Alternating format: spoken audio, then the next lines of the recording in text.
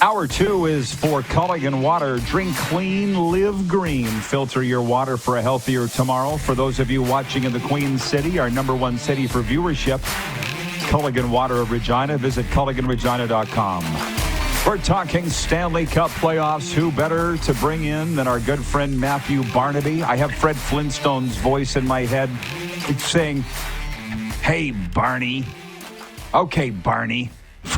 Fred's voice saying that. Where did we catch up with you today, Barney? I'm back in Ottawa. I haven't been here in a long time. Just finished a couple alumni events for Alzheimer's. I was in Edmonton and then went to Toronto last weekend. Got home yesterday. It was my birthday and struggling a little bit today, but ready to roll. Ready to roll. Okay. Well, I appreciate it. Happy belated birthday. May the 4th be with you. I got a little curveball for you, Barney. I don't know if you saw this. I'm guessing you wouldn't, being in Canada. The NHL on TNT, or TNT itself, did this little series. Henrik Lundqvist, Wayne Gretzky, Chris Chelios sitting in 3 chairs telling hockey stories. It was the greatest thing ever. Yeah. It was like an hour. They aired it on Saturday, and they showed clips from Gretzky's last game. You played in that, Barney? I did. It's funny. We do hot stoves at all these events. We do hot stoves at all these events. And last one I did, Brad May was on stage with Ray Bork and I think Chris Chelios. And I wet willied Brad May's ear and he hit me with a microphone right in the forehead. But that's a story for another day. Yeah, don't wet willy Brad May on stage in front of 400 people. Doesn't end well. But yeah, I remember 1999, I was with Pittsburgh. Yager scored in overtime. Gretzky's last game. Literally every shift he'd wear a different pair of gloves, different stick, different jersey, and it was just an amazing event to be a part of. The best player of all time statistically wise and great human being. Got to know him a lot more after retiring then, but yeah, what a great night. And Yager, essentially the passing of the torch when he scored in overtime. Yeah, well, if anybody has a chance to go back and watch that, I was shocked it was on. They didn't promote it or anything. It was just 3 guys, those 3 guys sitting around telling stories. But they showed a video, and not just, people want us to talk about this year's games, and we will, but this was 26 years ago. Tell me if it was like a receiving line. It was like a wedding, and you went by and hugged Wayne. I'm like, there's Barney. So that was pretty cool. What do you remember about that receiving line for Wayne? Yeah, it was just like he was so gracious, and the more you get to know Wayne, obviously a superstar player, but he's an even better person and just always great with his time. So that receiving line was like, man, I get to be a part of this is very cool. And after that, we actually went to top of I can't remember what building we went to, but it was like the 50th floor, and they had like a reception for Wayne and the Pittsburgh Penguins. We all went there. And the funny thing was we were having such a good time. We had a day off the next day. And at like 12:30 at night, our GM coach was like, "Hey, we're leaving." And the guys were like, Yager was like, do you want to stay another day and we'll just party in New York for the night? I was like, well, hell yeah. So like 6 of us stayed and got a flight the next day and went back to Pittsburgh a day later. I'm sure no fun was had whatsoever. Okay, Barney.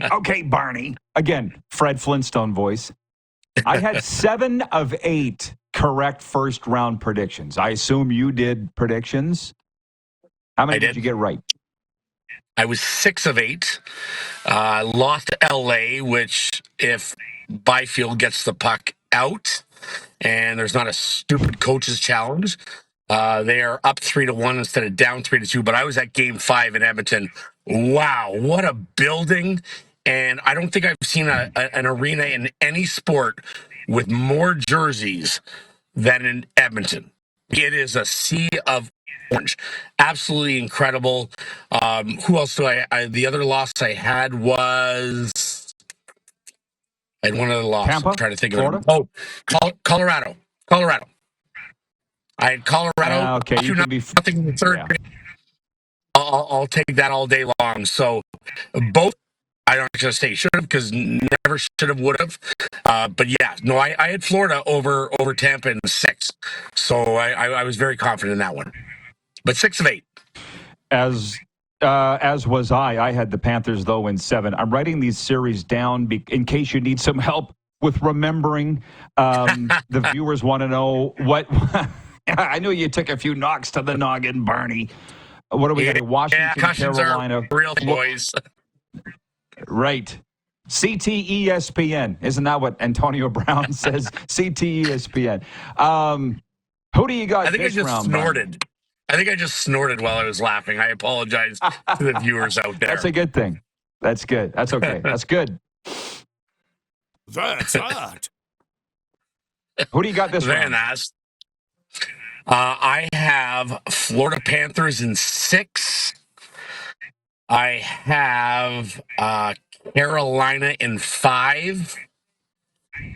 I have Dallas in 6. And who am I missing? Edmonton, Vegas. Vegas in 6. I'm with you on all of those. All of those. Why do you? Well, okay. From the viewers, if you don't mind, Colin in Ottawa writes in and says, "How did Barney rate his hometown Senators' first playoff series since 2017?" I loved it. I think it went better than expected. They had a great year. They're not ready. They're still a young team. I think Claude Giroux's done an amazing job leading these guys. Brady Tkachuk is obviously the heartbeat. And from the ownership to Steos, and I talked to Stevie yesterday, just saying how proud I am in my hometown that it's a thing. It's a pride thing for Ottawa and Canada for what they've done, not only just on the ice but off the ice. The expectation we have is playoffs now, and hopefully a Stanley Cup for them in the near future. So how do I grade them? Listen, it's an A all the way around. I don't think anyone really expected them to beat Toronto. Toronto is a very good hockey team. Ottawa did an amazing job. They have good goaltending now in Ullmark, and they're a pretty well-balanced team. As they get older and you learn, the intricacies of playing in the playoffs, because it's much different, I just think they're going to get better and better and better, and the future is very bright.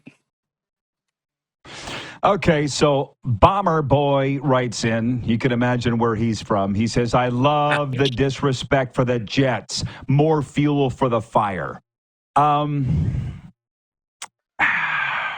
It's just the way that it is. They should be used to it by now. That I would be using that as a motivational factor. We all get motivated by that. Yeah. Listen, Winnipeg is a good hockey team. The uncertainty of Mark Scheifele, their best player, certainly plays into it. Big win, come from behind win, and fortuitous at the right time. I mean, they're 1.6 seconds from being out of the playoffs in Aruba tomorrow. So let's not say that the number 1 seed played the 8th seed and probably should have been knocked out. Hellebuck wasn't great in the series. On the road, he was terrible.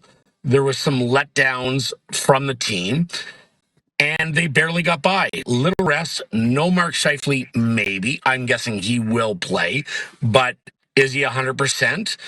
This isn't a team that you can look at and say, "Oh my God, they're going to win in 5 games or 6 games." No, they had a great regular season, but what I saw in the first round, and I'm better, doesn't make me want to put my hard-earned money on the Winnipeg Jets.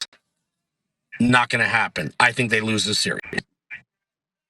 Yeah, well, there are such a thing as hockey gods, and there's also a thing called brain farts.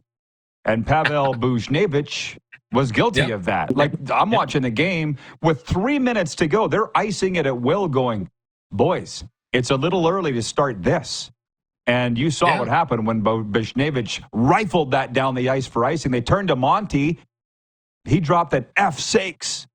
They blew it. Yeah. Nobody's talking about that. Listen, there's a lot of that goes on. That's playoff hockey. You don't you do it in the regular season. It's just another game, right? Like Byfield with 33 seconds left has the puck. All he has to do is chip the puck out. And it's series over. It's 3-1 going back to LA. You turn it over, 24 seconds left in the game, they tie it, Draisaitl wins it in overtime. Same thing with Buchnevich. It's the same exact thing. And it's just that's the part of learning playoff hockey and being in that position and how much is magnified. And it costs them. That's why I'm not a big buyer on Winnipeg. It's and I think Edmonton. I hope Edmonton wins. I hope for Canada I have 3 teams in Canada losing in the next round. I hope they all win. I live in Canada. I want Canada to have a Stanley Cup. It's our game. But the reality is I'm a bettor. So I'm going to put my money where my mind is, not where my heart is. And listen, these guys, they want to stand in and argue. These Jets fans, look, guys, we like you. We like you, okay? Chill. And I'll wind it up on this, Barney. Our poll question today is it good for the NHL that the Jets advanced? Because my 12-step sponsor, Bob, says, oh, Bettman won't like this. He won't like it. It's a Canadian team advancing, bad for ratings. I'm like, no, can you speak to that? You worked at ESPN. You know how they think. Unless I'm completely wrong, I don't think, as a matter of fact, I know Bettman does not have an anti-Canadian bias. This is good for the NHL. Can you address that? Yeah, I've done it from both sides and now from the outside looking in, and I worked at ESPN, I worked at TSN. Listen, it's great for hockey. It's great. It's a small market, right? Around 1 million people and just under 15,000, I think, is their seat capacity.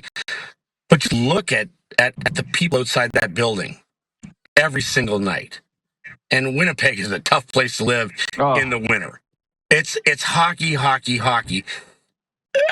I just think it's great for hockey when Canadian teams are involved and they don't have to win. Now, does Bettman have a bias? No. Do they love if Winnipeg and Carolina are in the finals? No, probably not the best ratings in the world.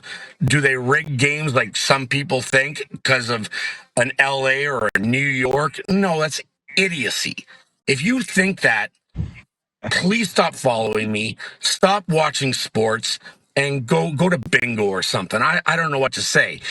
In the end, markets that have the most people and are great for ratings. NBA loves that Steph Curry's in there and LeBron James, which is not in there now. But no, they don't cheer for it. And in long, yes, it's great for hockey to see Winnipeg advance.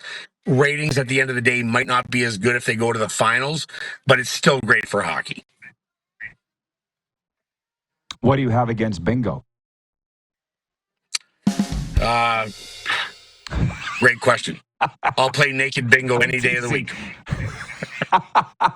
Whoa, we're starting something. Here's the thing that the people, they don't understand. I don't think there is a city south of Wyoming that could draw a crowd like the Oilers fans that you saw outside the rink or the white out in Winnipeg. Or right, they do. We sit here in Sunrise going, we wish we had that. Tampa says the same. Dallas, Anaheim, they're not attracting crowds outside the arena. Bettman wants this kind of stuff so the American people can look at it and go, that's what we want to do. And maybe one day they will. Listen, Florida winning last year, I just think is awesome for hockey. Tampa growing the markets. Carolina when they won, and Carolina's a great market now. Everyone said it won't work, and it's a terrible spot. It's a small. No, it's a great hockey town now. And Winnipeg and Canada, we want more Canadian teams to have some success and eventually win a Stanley Cup. It's almost a rite of passage up here, and it's been since 1993 when my first year and I got knocked out by the Montreal Canadiens onto our last Stanley Cup in Canada. So no, it's great for hockey. Will the ratings be as good if Chicago and LA played or New York? Well, no. You're talking tens of millions of people, but it's still great for hockey. Yeah, it's a people thing. It's a population thing. Randy from Winnipeg writes and he says, well said, Barney. Rich in Edmonton says, those that think Gary and company rig games is pure idiocy. Yes, it is. Okay, man. I think you're ready for a nap. Great interview as always. Love you, Barney. Enjoy the hockey. Can't wait to chat with you again. Hey, can't wait. Let's go. Round 2. Such a great guy. That's right. He's got Dallas, Vegas, Carolina, Florida advancing. And I got them all too. Don't get offended. My God. So many people getting triggered. Now it's just you and me the rest of the way. Up until the top of the hour, as we say in the broadcasting world, 902-518-3033 is the Progressive Insurance text line. Switch to Progressive and you could save a bunch. Sports update on the way too. And viewer takeover. We're live on Game Plus TV, streaming live and podcasting wherever you enjoy your podcasts.